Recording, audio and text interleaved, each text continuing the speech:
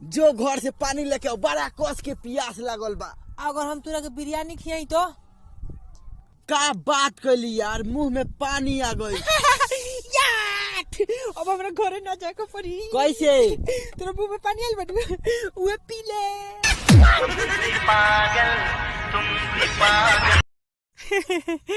होई साला अपना मेहरारू के पटीदारी करेला। हाँ तो करेम ना। करबी? हाँ करेम, हर एक काम में करेम। हाँ तो तोरा मेहरारुआ की 5 साल से लड़का नहीं खे होत। तू ही लड़का दे दे ए भाई ए, तू को भाई बड़ा हो? क्या बात बा? ना तू बतावा ना को भाई बड़ा? 4 भाई बानी सो, 4 भाई। तो 5 जना रहता लो तो हमार का उखाड़ लेता लो, तनी बतावा ना।